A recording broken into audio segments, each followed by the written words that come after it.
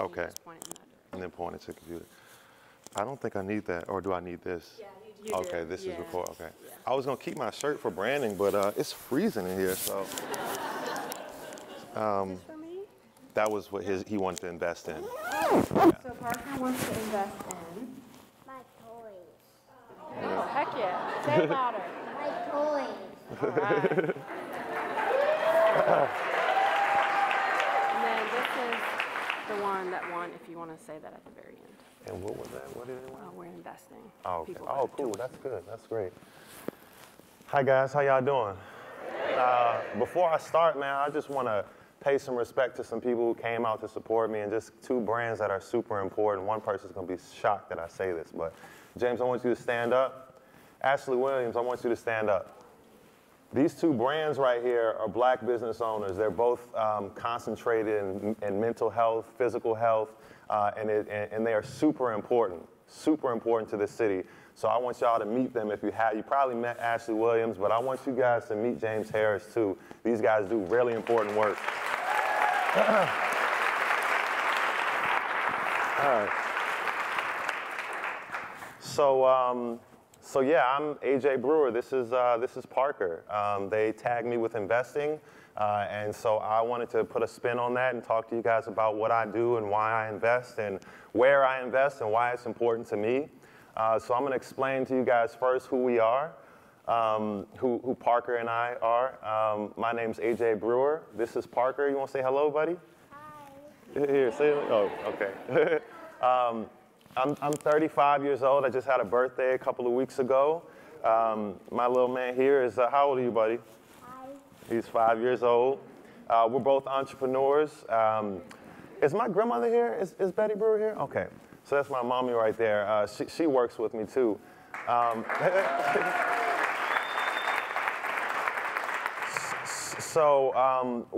2015, I opened Brewer's Cafe. That was my first taste at entrepreneurship. I literally did that not because I was some sort of successful business owner, but because I was sick and tired of going to work. And that's just the truth, man. You know, I didn't have a lot of money, although, I had my friend type my bio, and she said the height of my career. You know, the height doesn't necessarily mean I was making a lot of money. It was, it was just that at that point, it was a pivotal point where I was about to go into a space where it was going to be impossible to quit. And I know a lot of y'all feel that way, where you've got a home, a car, kids, a mortgage, maybe a second home or something like that, and you feel like it's impossible. So I had yet to accomplish the material part of my life that would require me to stay in corporate America. Hey, Pete, come here, man. What are you doing? Oh, go ahead. So you just gotta let me know if you want to say something, okay? So I didn't like my boss, and I quit. And the point of me quitting was just to stand on my own 2 feet, because I was tired of feeling like I needed somebody else to validate me or needed something to validate me. And so I quit. I went home and talked to his mom, and she was very disappointed in me. I'm gonna give some credit to my dad in a second, but I don't think he was too happy with me. And that planted a seed in me to do something great with my life. And so the truth is, I quit. I didn't know what to do. I started looking for other jobs. I started auditioning for movies. That role that Lance got, I auditioned for that movie. That's a true story. What's her name? Ann Chapman. I auditioned in front of Ann twice. I did stand up at the Funny Bone at DC Improv. I just kind of went out there and tried to go after the dreams and goals and passions that I had, all while looking for another job, all while being a stay-at-home daddy to, I guess you were 4 months old at the time. And my man, L.C. Baker, I'm not sure if he's here, but L.C. Baker is one of my great friends. And before I quit, we thought about opening up a coffee shop and calling it Brewers, the Bakers and the Brewers. And so I went back to him and asked him if if it was cool that I did it, because he didn't want to do it. And so, and he said, yeah. So at the same time, that I was auditioning for movies. I was looking for jobs. I started planning and creating and typing up a business plan that turned into a 70-something page plan. I wish I would have brought my plan. Mom, did I bring my plan, my business plan? Dang. And so in May of that year, the year after I quit my job, a banker told me yes, essentially. I got a loan. I got a $50,000 loan. And everything that I thought I could be was realized at that moment when I had those dollar bills. And so I opened Brewers. This thing here just shows, oh, that's you, PP. Watch out, man. So that's Brewers logo. We opened Brewers in 2015. The same year we opened Parker's Candy Stands. Give it up for Parker Candy Stands.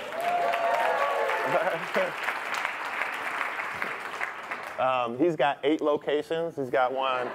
No, I'm the truth. That's the truth. He's got one in Urban Hang Suite. He's got one in Pops Market. He's got one in a grocery store. Just the list goes on and on and on.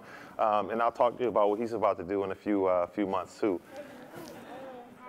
I only have 3. You're right. You have more than I do.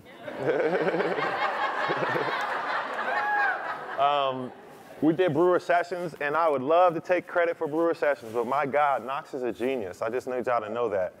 He is a genius. Everything that you see on Brewer Sessions was done and created by a gentleman named Antonio Knox and Kevin Vanderpool. And without these guys and without VPM, that wouldn't even be the case. All of these things did not happen in 2015, just between 2015, I guess, and last year. The Well Art Gallery, anybody been to the gallery? Yeah, I just fell into that opportunity. I love art, and my good friend Rosetta is a genius when it comes to curation of art, and so I thought it would be a great space to have because we do a lot of events. Manchester Manifest is our First Fridays. That happens on every first Friday in the South Side in front of Brewers Cafe in the street.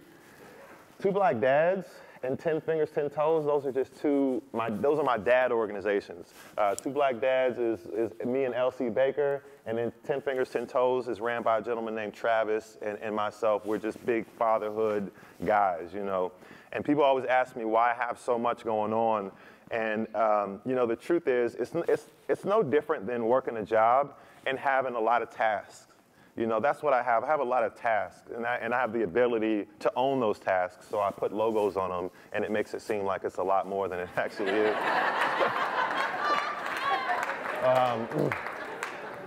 And Brewers Waffles, we opened that last year. That was a diversification ploy. I didn't want to have all my eggs in one basket, so if you guys are out there trying to invest and you don't know what to do, once you do it, do something else, and do something else. It's just like Jalinda said, I used to be a financial advisor, a stockbroker, so it's like a mutual fund. You know, you don't want to buy Walmart. You want to buy a large cap mutual fund stock, right? You want to have a lot of, y'all know what that means, right? Okay, all right.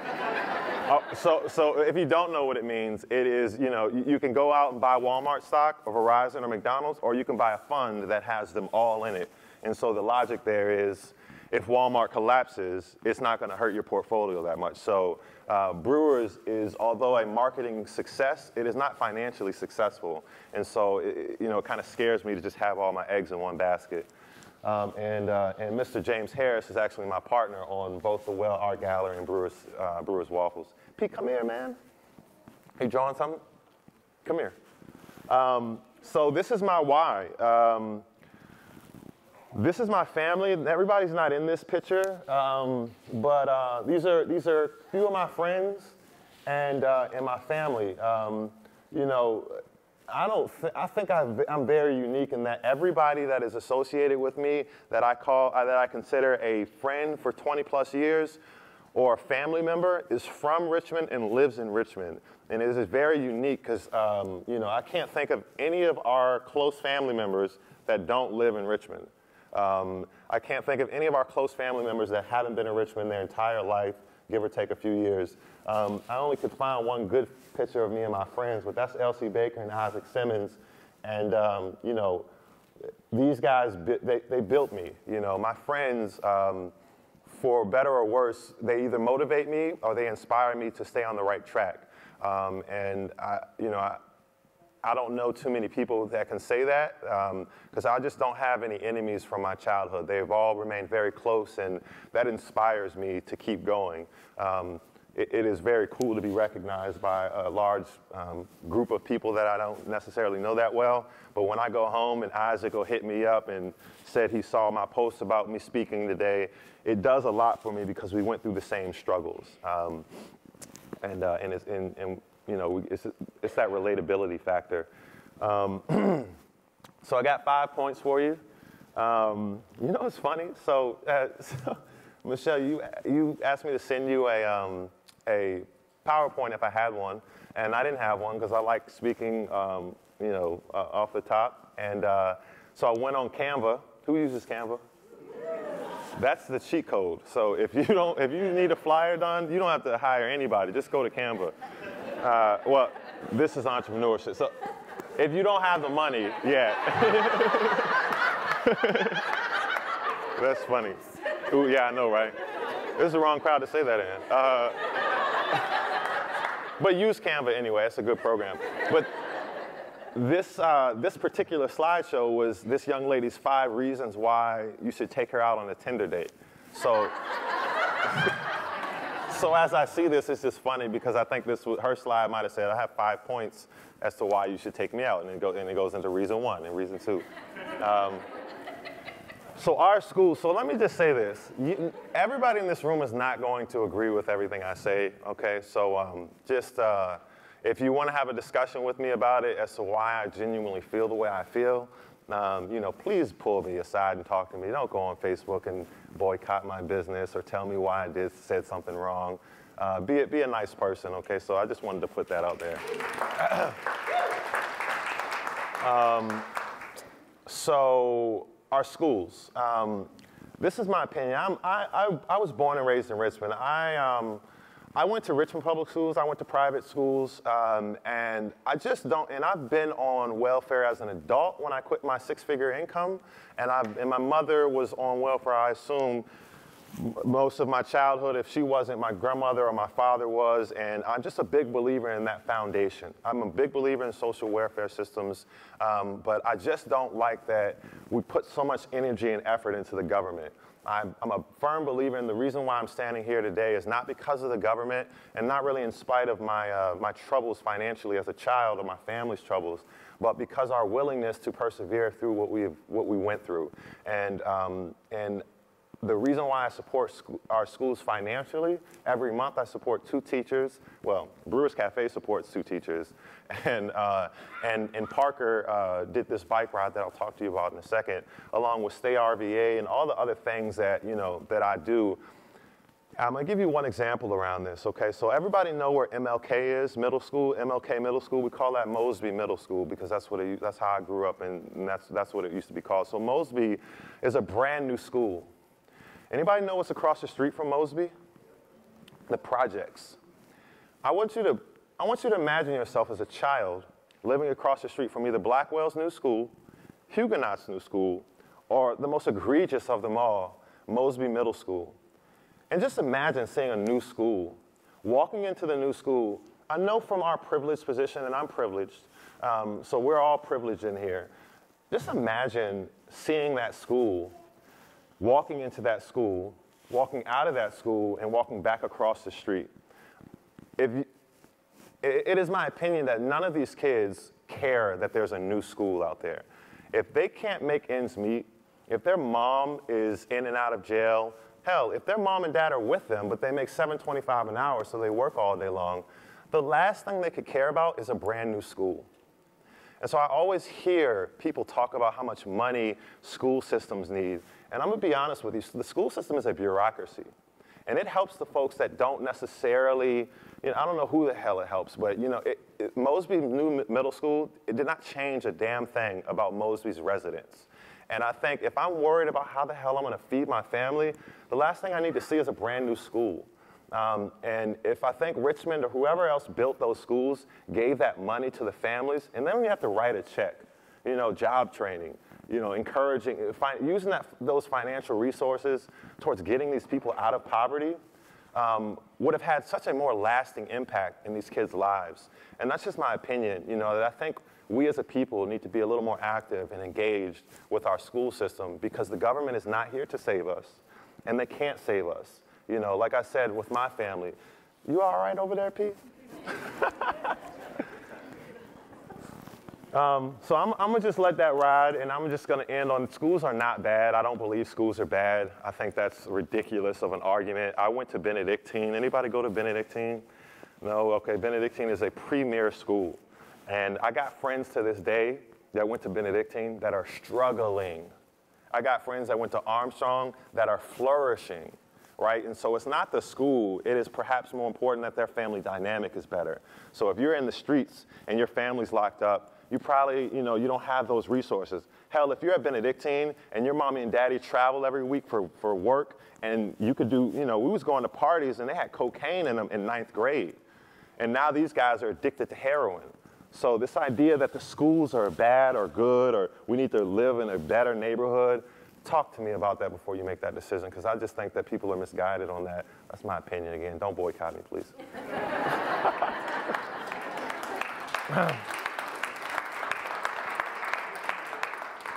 So I'll make this slide quick. This is a picture of me and my best friends growing up. That's B and Jannard. And then that's a picture of me and the Armstrong squad. I got a suit on. A few years ago, I guess. And this, these pictures actually made me quit my job because I was so tired of writing checks to Armstrong and not being in the community. It was not helping at all. So that picture really struck a nerve with me. That's why I put it in there. But I put Armstrong's picture up there because as those gentlemen right there that were with me went out and played Deep Run, well, we didn't Deep Run run around, but whoever we played, Clover Hill or Midlothian, or Atlee. Who went to Atlee? Kelly, you went to Atlee? That's right. Yeah.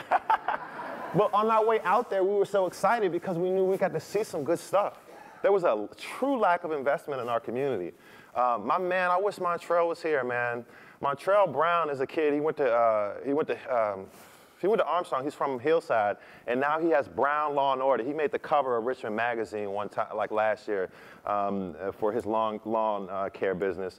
And Trail told me that when he was 16, gentlemen took him out to Georgia, and that was the first time he saw something worth seeing and knew he could be something else.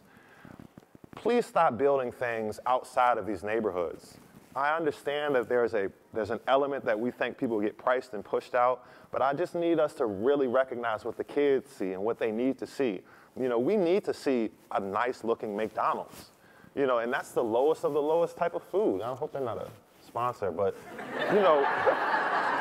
we need to see, hold on one second, Sam. We need to see shopping centers and investment, You don't know what you can become. When a black kid walks past Brewer's Cafe and goes, oh my God, like, you own this, bruh? That's crazy. You own this? And look how nice it looks. Now that's the seed that he needed. That's the seed that needed to be planted in him. So investing in my neighborhoods, in my community, although selfishly I just want to do it and I want my son to benefit from it, I understand that those three kids, these guys right here, me, Jannard, and B, we needed to see that, man. You can't become something you've never seen. So we just need to create more examples of that inside of RVA that don't look like Carytown. And I love Carytown, too. That last point there strikes a nerve, so we won't even talk about that too much, but please stop leaving your communities. This quote here was, as I was writing this speech, this lady has this foundation called Buy Back the Block, and within the urban environment, there's this spirit that is moving in our community that essentially to this point, we have convinced young blacks that we need to move in order to have more in life. She says, she's talking about investing in real estate and talking about the benefit of even investing $100 or $500 in an apartment complex essentially can turn a community around and empower that community. We love to beat up rich white guys that are doing this, but the truth is the only way that we can make our neighborhoods better is almost only through that dollar. And we could boycott these sort of demonstrations of development, or we can join the table. And if we don't want to get to that table, we can create our own table. Yeah, thank you.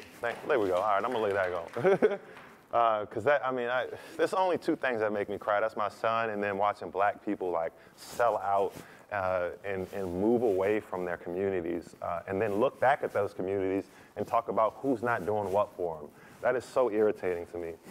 That third reason is leverage. I'll put a little post on Facebook, and I said I need 5 reasons why it's important to invest in your community. And this guy who's an advisor said leverage. When you own a home, you have leverage. Hell, when you have a job, you have leverage. My grandmother was in the military. That's the only reason why she can retire. But I don't see that in my mom's future. I don't see that in my sister's future. I don't see that in my future unless I create something that will allow us to retire. That is a complete myth in the black community. There is no retirement. You work until you die. And I'm all right with working until I die if I'm doing something that I love. But I'm not okay with watching the older folks in my family work until they can't, until they can't move anymore. And if we don't have power and money and investment in our communities, on our streets, we won't even be able to retire. I mean, think about that. For 10 years, I sat around and told people how much. Let me give you all examples. So I don't know if anybody can relate to this. I know I can't. But this lady had about $7.5 million in her retirement account. Her bills were so high, though, that was not enough. And it literally was not enough money. I had to have that conversation with her around how $7.5 million wasn't enough for her to retire. My grandmother, again, without the military, does not have a single dime to retire on. And now I'm spending my days talking about how millionaires don't have enough to retire. Retirement is a dream for us all. And without the power of leverage, without the true value of investment in our community, there is no retirement. There is no retirement plan. That's a sad reality.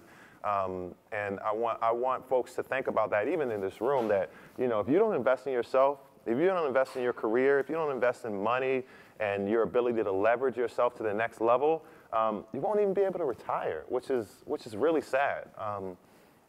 And if you're not at that point, if you haven't talked to your family members about that are at retirement age and how they feel that they're working themselves to death, you should have that discussion with the folks that are older in your room, in your family, because it's important. Yeah, man, what's up? They took down the hill that I climbed up when I was 3. Yeah, they did. So they built new homes across the street from Brewers, and people always ask how I feel about the green space being gone. That's a conversation for another day, but I just believe in investment. I do. I have turned the tide of feeling like I need to stop all of this investment, and I just either need to create my own table or join the table and make sure that my people aren't forgotten. Right on key, man. I don't know what song this is from. I forgot, but so this is from a Jay-Z song, right? Essentially what he's saying is my mom couldn't retire. So now Blue and whoever else his other kids' name are, and Beyonce,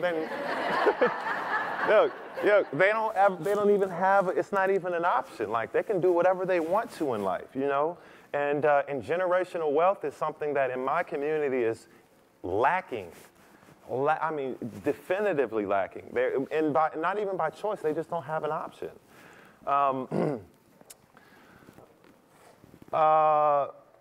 Family, my family. I just want y'all to know that partnership makes my life so much easier. That perhaps the most important thing for me is to have a team of people that love me, that support me, that don't care if I make a dime, to be in my corner. Because I don't know if this was today or yesterday, but I cry like every day. You know what I'm saying? I cry every single day. Not necessarily because I'm happy or sad, just all around, and without that support system, the investment in my family, the investment in myself, outside of the dollar bill is just so important, man. I could not have gone through what I've gone through with personal situations without the support of my family, my mom and Jazz. This is perhaps the most important part. I won't belabor that point, but if we do not do this, others will. To Parker's point, I like those apartments next door to us, P. But, you know, there is a clear definition of gentrification if you look at Manchester and Blackwell. Now, again, I believe that the way out of this is to create development and have blacks get involved with that. But if we do not get involved and we continue to leave these neighborhoods, we're making space for folks to capitalize off of opportunity. And I don't like when people always identify blacks as low income or trying to give us handouts. You know, I had something in here and I took it out and I'm gonna say it anyway. I'm gonna say it anyway, and then I'm gonna open it up for questions because that's what I like to do. A great friend of mine mentioned that we need more low-income housing. And essentially what she said is we need more projects for black people. And she meant that with all the love and sweetness and care. But, you know, James is from Creighton Court. The last thing he wants to be in is in Creighton Court. Everybody in Creighton Court, with the exception of perhaps some people that have been there for years and years and years, they don't want to be there. Stop fighting for us to stay in low-income situations. And we all are not low-income individuals, you know. And even in low-income situations, they're trying to get out. They're going to school. They're selling drugs. They're doing what they can to get out, not to stay there. So please stop fighting for black people to stay in the projects. That is a very annoying thing to hear, and it also limits those people in those environments. Yeah, I'm not even gonna go into all that. That's my guy, Stoney. I love Stoney, man. I love him. I'm not gonna go into that either. That's my contact. I'm an open book. That's my assistant's email. That's my website. That's my personal cell phone, so you can take it down and text me. Please text me first, because I got a lot of bill collectors and people annoying me. And so I'm not gonna answer the phone, but just text me and then I'll call you back.